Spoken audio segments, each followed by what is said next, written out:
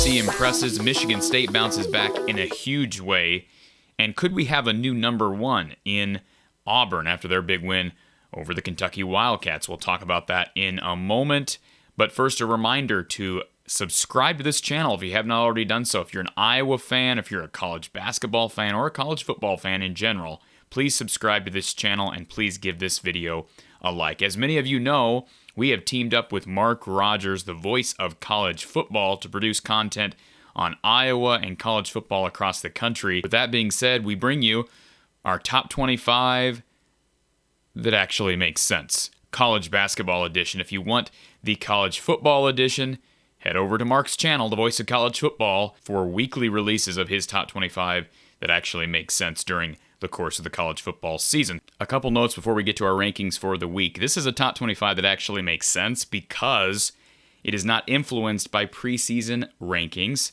or perception that people had preseason of these different teams. It's based off of resume, all right? It's based off of schedule. Who have you beaten? Who have you lost to? By what margin did you lose to said teams? And certainly, how impressive were you in said victories? This is a top 25 that is based off of deservingness and, again, based on your quality of resume. So, with that being said, let's get to our top 25 that actually makes sense.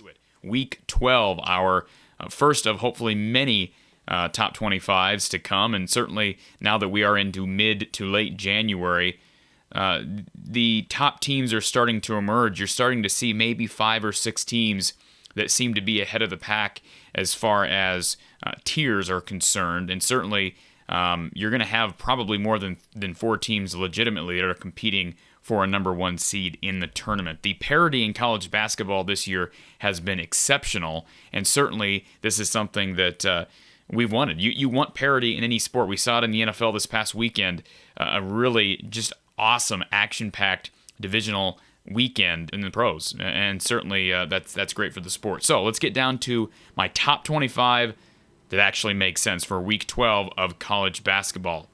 We start out at the top with a 2-loss team, Baylor. Now keep in mind, as we look at these rankings, this is a top 25 that actually makes sense. So we're not looking at preseason. We're not letting preseason rankings influence our decisions. We're looking at strength of schedule, strength of wins. We're looking certainly at how you are performing in those wins, in those losses. Are you getting blown out? Are you blowing out? Top-tier competition, margin of victory does matter. So Baylor's number one. Why are they number one? Well, Baylor, first of all, they did lose those 2 games at home, and that kind of scared everybody. But this is a team in Baylor who has won against Michigan State, who now looks better than maybe we thought after beating Wisconsin on the road. So that win against Michigan State by 17 for the Bears looks better and better now.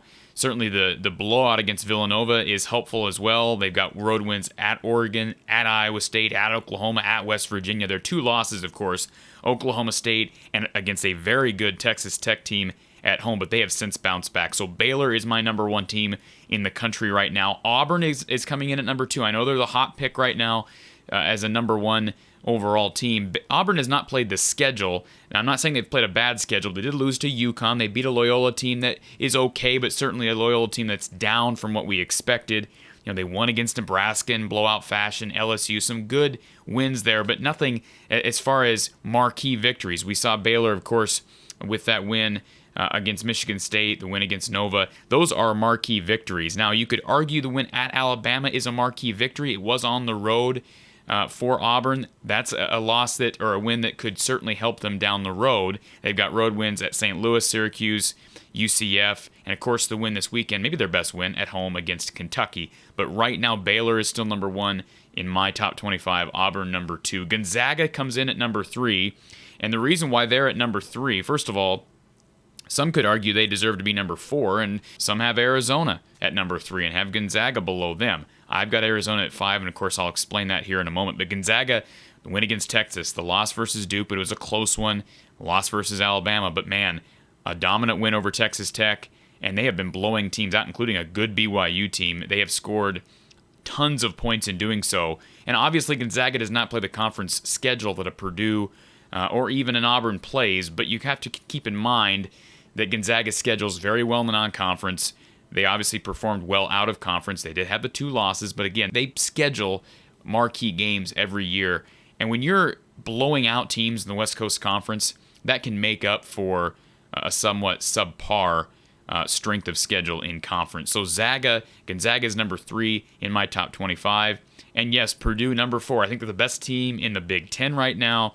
And again, a team like Purdue is a perfect example, a team that just plays a really, really tough schedule. There's no question about it. Purdue is my number 4 team. The recent win against Illinois, I know they lost to Indiana.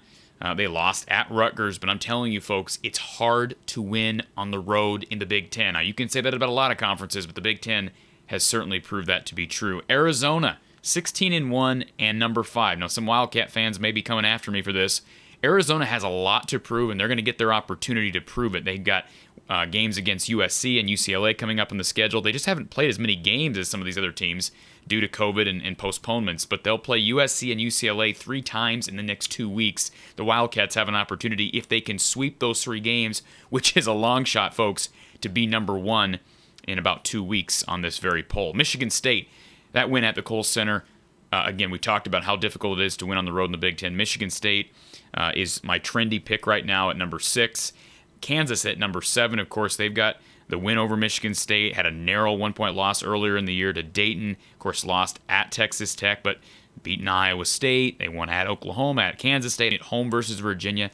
Still a really good KU team with just 2 losses. I've got them at number 7. Wisconsin, still high on the Badgers with Johnny Davis and Tyler Wall. Of course, Wall missed that game against Michigan State. That was a factor as well. Texas Tech coming in at number 9. Duke at number 10. Let's move to 11 through 25. We got UCLA at number 11. Again, another team with an opportunity. They've had some games postponed. They'll have an opportunity for some marquee wins down the road. And, of course, started off with a pretty tough schedule.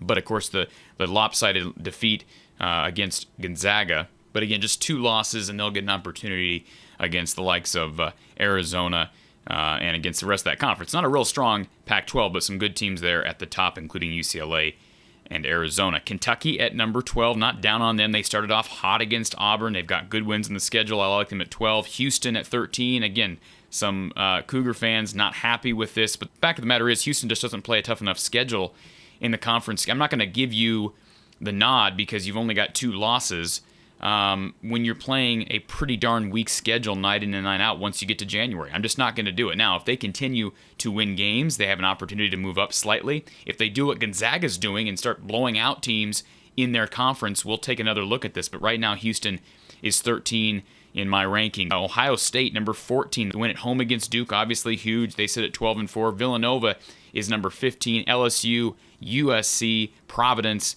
Tennessee, Marquette. Of course, Marquette and Xavier, you see neck and neck there. They split their head-to-heads. Alabama at number 22. I'm a little higher on Alabama. Of course, the win against Gonzaga helps. UConn at 23. I like Miami at 24. And Illinois, they've had their ups and downs. They've missed Andre Curbelo at times. They missed Kofi Coburn the other night in their loss against Maryland. But they round out the top 25 for this week. Certainly Colorado State could have made a case. Texas would have been my number 26 team. So Texas was right there. So for anybody wondering, Texas, Colorado State, BYU, kind of on the outside looking in.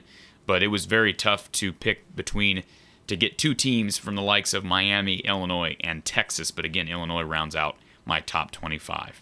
So that's the top 25 that actually makes sense for Week 12 of college basketball. We've got Texas Tech, Kansas tonight. We've got Arizona, UCLA tomorrow. It's an action-packed week of college hoops. And, of course, Providence, Xavier coming up later this week. Kentucky, Kansas, another one on the docket. Purdue, Ohio State on Sunday. And I forgot one Tuesday. It's Michigan State and Illinois. That's going to be a slobber knocker duel in Champaign. So looking forward to another full week. Great week of college hoops as we get closer and closer to the best time of year, March Madness.